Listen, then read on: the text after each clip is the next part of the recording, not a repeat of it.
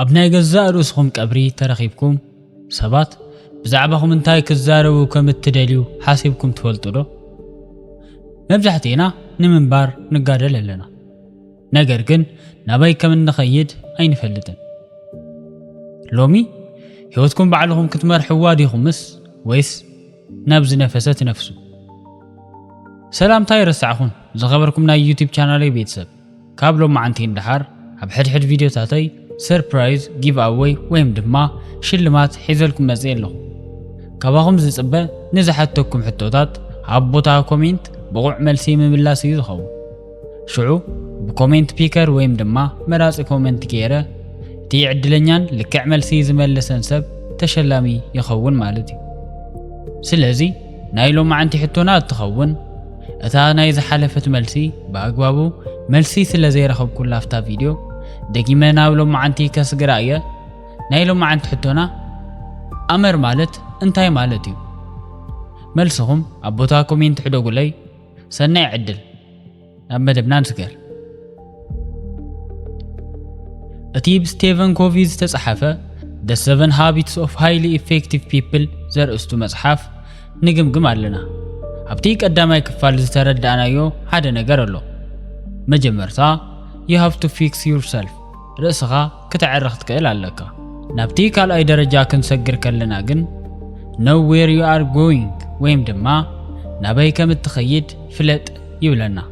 إذا مالت التغرو بوتا كتفلت كم زلكا يدنقرنا زلو. نرأسهم عب حدنا حزن مدب ويم دما نايك أبري مدلاو غيركم حسو. أبنو سوكف نهيوتكم كفال دما اتفلتوا ومسابات.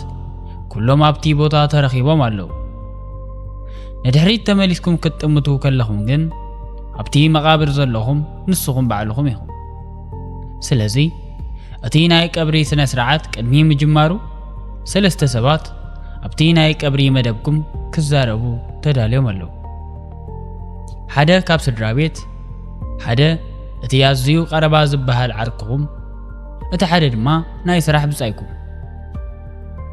بزعبهم انتاي عينت نقرات انت ززربو يدسب لكم ويم دما انتاي عينت سبنيرو كتبهالو تمرزو انتاي عينت نقركه هانيسكم يخم زحلفكم ندق سبات زلكم كبري زنبركم بوتا انتاي يمثل نيرو نسبات تحزلو ويم دما تريت تقبرو لزنبركم من قدخه انتاي عينت نيرو نزيح التوزي انتاي عينت ملسين تزهلوهم دسم بلكم حجي نزوم حتى تاتزيوم ملسوم كمزين تزخوني حيش إلكم زحسبكم ونقر نايولكهم علامة ويم دما لأختوك خونا اللو هيوتكم بزي من قد زي كتهانسوا ويم دما كتسرحوا يقباء مالتي معلتاو تنسيهم هيوتي كميك قبرا كميك محايشا كتبلو كلهم ازي يعط إعلامهم ازي فلتكم التنقص أصو سبات كتكونوا لكم أبزي مدرزي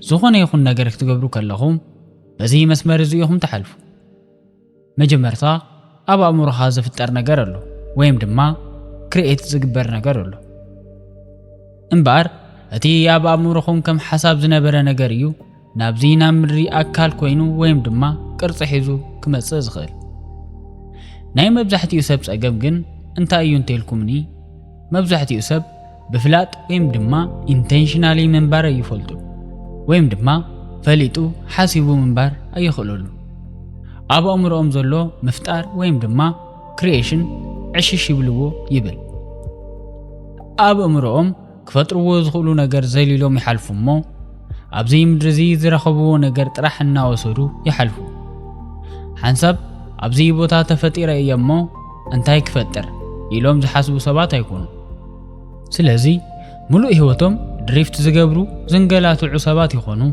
ويم دما أب خلو زنشاراتو تسابات يخون زمس أنقر كم زلو حيزوهم زخيل عين السابات يخون رياكت بمقبار ويم دما بتي زمس أنقر تدفع فيهم ملاش بمهاب يفلتو موداتو دما ملاش بمهاب هوتهم أب العليهم تفتصا أب هوتهم زفتر نقر كلو أب العليهم زتسعنا نقر يزخو نتوم نقراتتيهم دما رياكت ناقبرو ويم دما قبر ملسين نهابو يحلفو مالتي ህይወቶም አስተውዒሎም ዝመርሑ ሰባት ስለ ዘይኮኑ ሎሚ ህጹጽ እዩ ዝተባሃሉ ነገራት ጥራሕ እናገበሩ ዝሓልፉ ሰባት ይኾኑ ማለት እዩ። ስለዚ ድማ ህይወቶም በዚ መንገዲ እዚ እናመርሑ ሓሊፎም ኣብ መወዳእታ እቲ ዝመጽሉ መንገዲ እተጋገየ መንገዲ ከም ዝኾነ ዘስተውዕሉሉ ዕድመ ይበጽሑ። በቲ ሰዓት እቲ ድማ ኣብቲ ተጋገየ መንደቕ ከም ዝተደገፉ እቲ ዝደየብሉ መሳልል ድማ ናብቲ ንሳቶም ዝደልይዎ መብጽሒ ከም ዘየብጽሖም የስተውዕሉ። በዚ ሰዓት እዚ በቃ ናይ ጣዕሳ ህይወት ይጅመር ማለት እዩ። ንወዲ ሰብ ቢዚ ወይም ድማ ጽዑቕ ምዃን ኣይኸብድን። ቢዚ ምዃን ይከኣል እዩ። ውጽኢታዊ ወይም ድማ ኤፊሽንስ ክትኮኑ እውን ትኽእሉ ኢኹም። ግዜኹም ተጠቒምኩም ነታ ትደልይዋ ነገር ክትሰርሕዋ ትኽእሉ ኢኹም።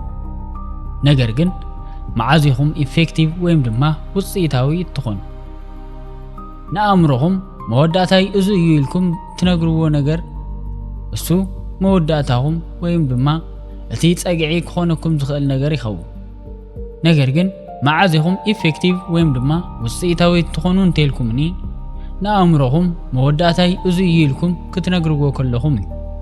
እዚ ማለት ድማ መብጽሒኹም ገና ከይጀመርኩም ኣፍሊጥኩም ዝተለዓልኩም ሰባት እንተኾንኩም ንስኹም ኣዝዩ ቁኑዕ ዝበሃል ህይወት ንቕድሚት ዝጽበየኩም ሰባት ኢኹም ማለት እዩ። ምኽንያቱም ብፍላጥ ወይም ድማ ኢንቴንሽናሊ ምንባር ዝበሃል ነገር ፈሊኹም ዘለለኹም ሰባት ስለ ዝኾንኩም እዩ። ነገር ግን ኣይፋለይን ህይወተይ ኢንቴንሽናሊ ክኸውን ኣይደልን፣ ህይወተይ ሓሲበ ክነብር ኣይደልን እትብሉ ዓይነት ሰባት እንተኾንኩም ኣብ ህይወት ዝፍጠሩ ነገራት ንህይወትኩም እናሰረቱ ላይ መፁ እምበር ንስኹም እትሰርትዎ ምንም ነገር ኣይህልውን እዩ። ከም ኣብነት ክትኮነኩም ድማ ናይ ሰባት ኣረኣያ ወይም ድማ ናይ ሰባት ርእይቶ ንህይወትኩም መስመር እናትሓዘልኩም ይመጽእ። ካብዚ ሓሊፉ ድማ ሶሻል ፕሬዠር ወይም ድማ ናይ ሕብረተሰብ ጻቕጢ ዝበሃል ነገር ይመጽእ። ከባቢኹም ትርእዩ ግልጽ ኢልኩም ሰባት እንታይ ይገብሩ ከም ዘለዉ ክትምልከቱ ከለኹም ንሳቶም ከገብርዎ ዝኽእሉ ነገር ንሳቶም ዝገብርዎ ዘለዉ ነገር ኣነ እንተ ዘይገበርክዎ ትብሉ። ንሳቶም ምምስሳል ልብኹም ዝደልዮ ነገር እውን ይኸውን ማለት እዩ። ደቂ ሰባት ኢና። ደቂ ሰባት ካብ ምዃንና ዝተለዓለ ድማ ተቐባልነት ወይም ድማ ኣክሰፕታንስ ካብ ካልኦት ሰባት ንደሊ ኢና። ስለዚ ከምዚ እናተንገላታዕኹም ኣብ ህይወትኩም እትኸድሉ ቦታ ከይፈለጥኩም ካብ እትኸዱ ስለምንታይ ደው ኢልኩም ነገራት ዘይተስተውዕሉ? ንባዕልኹም ፐርሰናል ሚሽን ስቴትመንት ወይም ድማ ናይ ውልቀ ዕላማ መግለጺ ክተቐምጡ ይግባእ። ናይ ውልቀ ተልእኾኹም ኣብ ወረቐት ክተስፍርዎ ይግባእ ማለት እዩ። ኣነ ኣብዛ ምድሪ እዚ ዝተፈጠርኩ እዚ ነገር ንምግባር እዩ፣ እዚ ነገር ድማ ዝገበርኩ ሰብ እየ ኢልኩም እትጽሕፍዎ ነገር እዩ። ሕጂ ስቴቨን ኮቪ ኣብዚ ዝመዓደኩም ነገር ምንም እኳ ቀሊል ዝመስል እንተኾነ ኣቃሊልኩም ክትርእይዎ ዘይግባእ ነገር እዩ። ኣብ ህይወትኩም ካብ እትውስንዎ ዓበይቲ ዝበሃሉ ውሳነታት ሓደ ሎሚ ክትውስኑ ኢኹም። እዚ ብምግባር ድማ እትምልስዎ ክልተ ዓበይቲ ዝበሃሉ ሕቶታት ኣለዉ። እቲ ቀዳማይ who do you want to become? መን ክትኮኑ ትደልዩ ዝብል እዩ። እንታይ ኢኹም ክትኮኑ ትደልዩ? መን ኢኹም ክትኮኑ እትደልዩ? እዚ ናይ መንነት ሕቶ ወይም ድማ ናይ አይደንቲቲ ሕቶ ይኸውን ኣለዎ ማለት እዩ። እቲ ካልኣይ ሕቶ ድማ what do you want to contribute? እንታይ ከተበርክቱ ትደልዩ? ንዓለም ናትኩም ኣበርክቶ ዝኸውን ነገር እንታይ እዩ? እታ ሚሽን ስቴትመንት ነዞም ክልተ ወሰንቲ ዝበሃሉ ሕቶታት ትምልስ። ሕጂ እዚ ዕላማኹም ወይም ድማ ልእኽቶኹም ንስኹም ዘውጻኹምዎ ነገር ስለ ዝኾነ ህይወትኩም በዚ ዕላማ እዚ መሰረት እዩ እትምልከትዎ። ናይ ህይወት መነጽርኩም ንሱ ይኸውን ማለት እዩ። ስለዚ ምንም ዓይነት ናይ ህይወት ውሳነ ኣብ መንገድኹም ክመጽእ ከሎ ክትውስንዎ ዘለኩም ዓብይ ውሳነ እንተሃልዩ ወይም ድማ ተቐበሎ ተባሂሉ ዝመጸልኩም ምንም ዓይነት ዕድል ወይም ድማ ኦፖርቹኒቲ እንተመጽዩ ናይ ስራሕ ዕድል ክኸውን ይኽእል። ብተወሳኺ ድማ ምግራህ ከጋጥመኩም ከሎ ኮታስ ፈተና እትብልዎ ነገር እንተመጽእኩም ንባዕልኹም እትሓትዎ ሓደ ሕቶ ይህልወኩም። እዚ ሕጂ ዝገብሮ ውሳነ ሕጂ ክውስኖ ዝሓሰብኩ ነገር ናብቲ ኣነ ዝደልዮ መንነት ዝደፍኣኒ ውሳነ ድዩ ወይስ ካብቲ መንነት እቲ የርሕቐኒ ወይም ድማ የውጻኒ?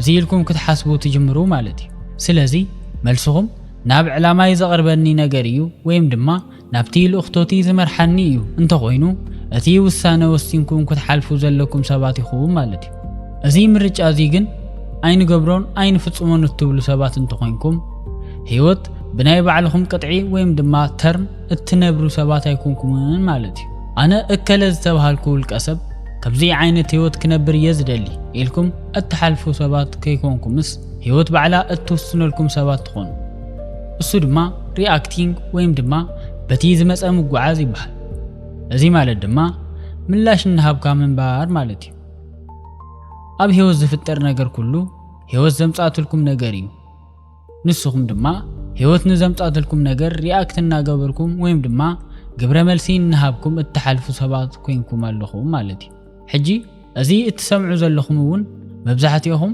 ባዕልኹም እትደልይዎ ህይወት መሪጽኩም ክትነብሩ ከም እትደልዩ ይፈልጥ እየ ስለዚ ነቲ ህይወት እቲ መሪጽና ምንባር ንጀምር ናብቲ ሳልሳይ ክፋል ንኸይድ ብተወሰነ መልክዑ እኳ ግርፍ ኣቢለልኩም ክሓልፍ እየ እቲ ጸሓፊ ስቲቨን ኮቪ focus on what actually matters ኣብቲ ብሓቂ ኣገዳስን ጠቓምን ዝኾነ ነገር ኣተኩር ይብል ብሓቂ ኣገዳስን ጠቓምን ኣብ ዝኾነ ነገር ፎከስ ግበሩ ወይም ድማ ቆላሕታ ግበሩ እዩ ዝብል ዘሎ ሓደ ናይ ቀደም ታሪኽ ኣሎ ብዛዕባ ሓደ ኦም ቆራጺ እዩ ሓደ ኦም ቆራጺ ነቲ ኦም ንብዙሕ ሰዓታት ክቆርጾ ይቃለስ ነይሩ በቲ ሰዓት እቲ ድማ እንሓለፈ ዝዕዘብ ዝነበረ ሓደ ሰብ እቲ ትቆርጾሉ ዘለኻ መሳርሒ ስለምንታይ ዘይተቐይሮ ወይም ድማ ዘይተብልሖ ኢሉ ሓተቶ ካልኦት ሰባት እውን ሓቆሎ እሱ እንተገበርካ የቐለካ ኢሎም ሕቱ